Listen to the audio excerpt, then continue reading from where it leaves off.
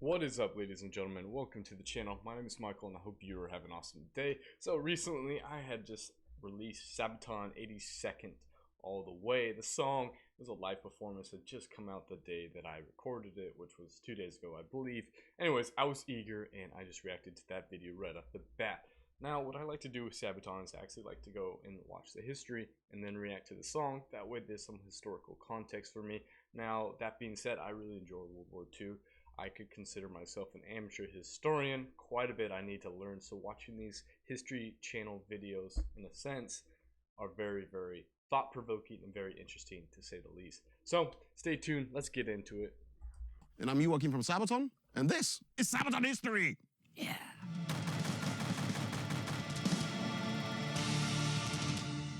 The American 82nd Division was formed during World War I and was known as the All-American Division. And our song, 82nd All the Way, is about that division and Sergeant Alvin York.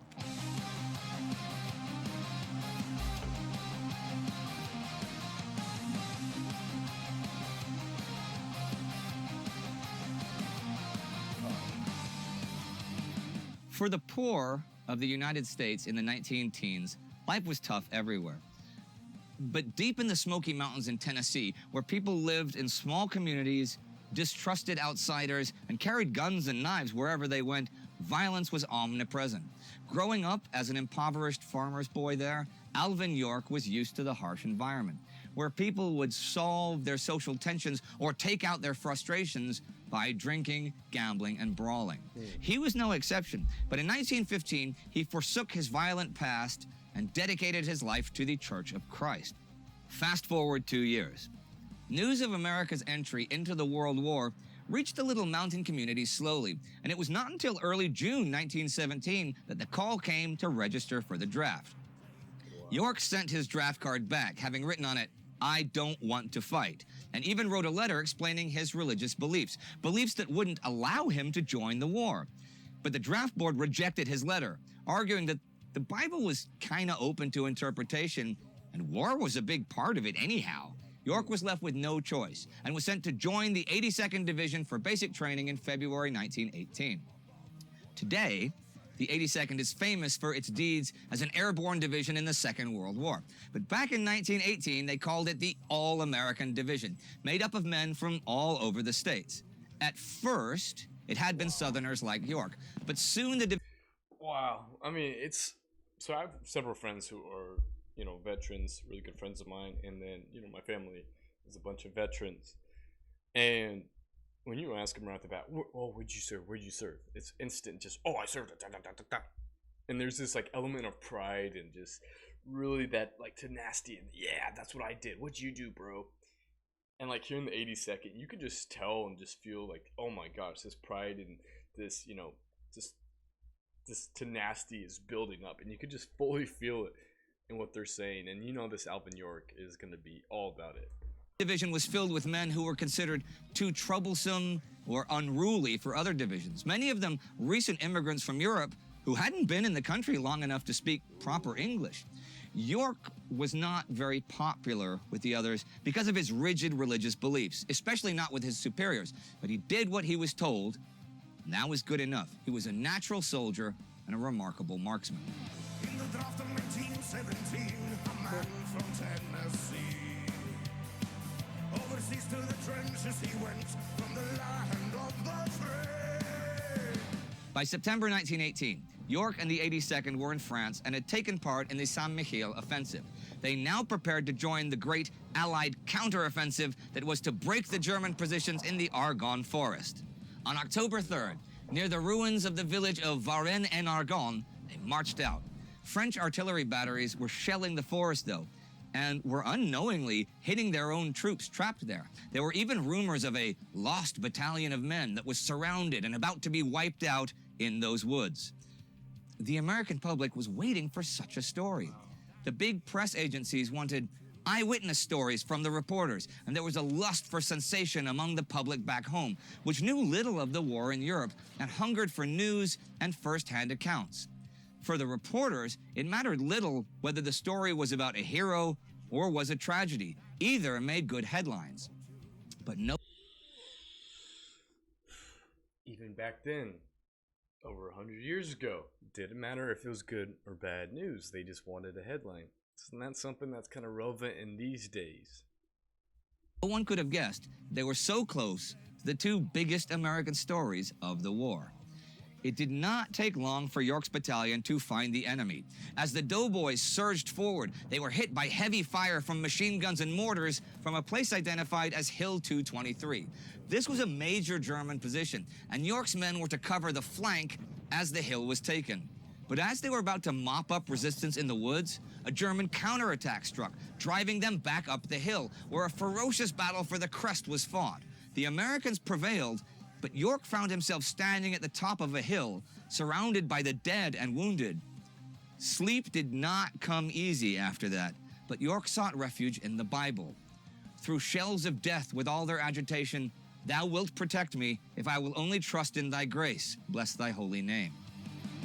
Into war he brought two things along, a rifle and his faith. Joined the ranks as a private assigned to 338th. The night of October 8th, as the Lost Battalion, who are also the subject of a Sabaton song and who we've already done an episode about, had finally been found and the survivors were leaving the forest, it was York's turn to move back in. Oh, definitely gotta check out the Lost Battalion then. That's on the list for sure. It was not until the early morning that they were back at Hill 223. The German shells were falling again.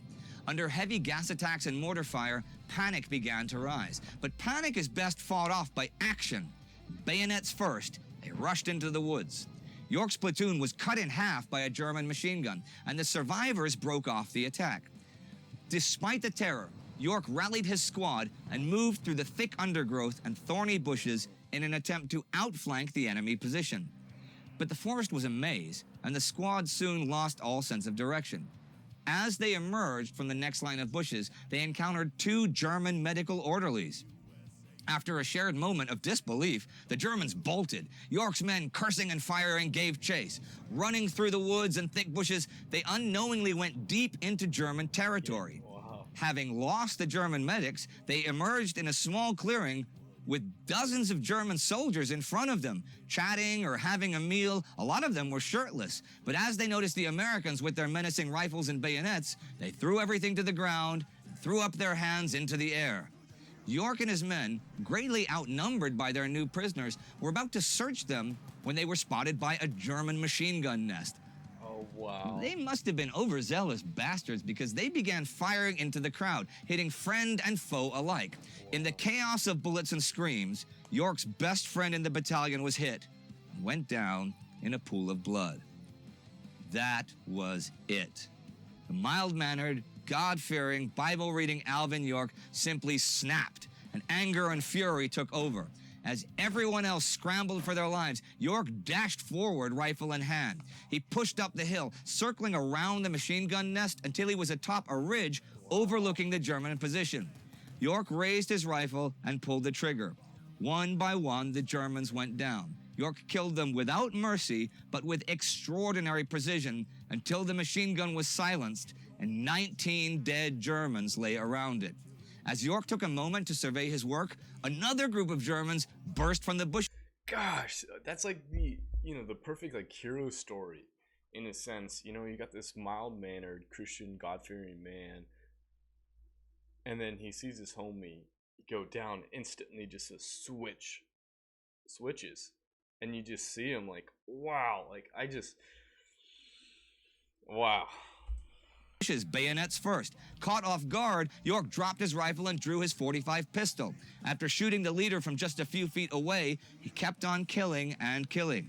Dead Germans lay all around him, and all went silent. Wow. The German lieutenant slowly got up, his hands raised. York kept the pistol aimed at the man's head. In a strong German accent, the officer tremblingly said, "If you stop shooting, I will make them give up." York kept his finger on the trigger, staring like death himself into the eyes of the German, ready to end his existence at any moment.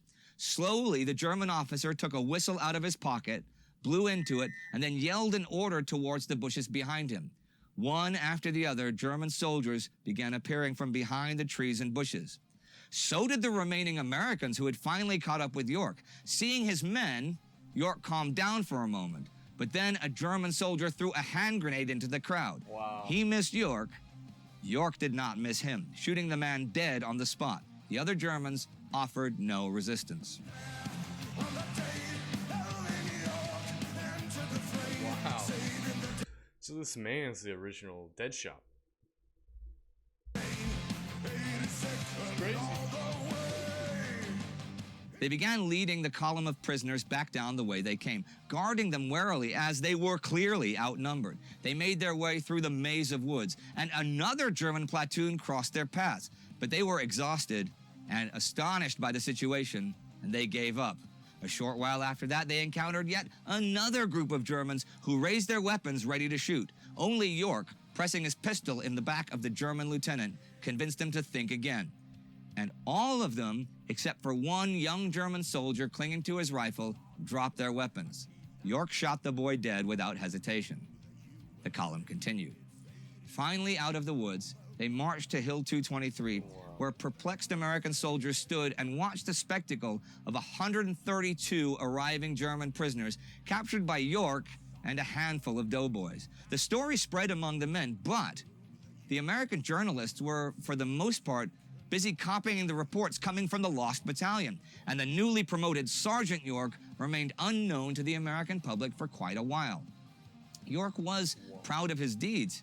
He did in fact do what he was told, and he did it well. The war itself, however, remained a mystery to him, and he could not make sense of all the carnage and destruction. In the days after the battle, he walked the forest, accompanying medics and stretcher bearers, looking for survivors among the dead.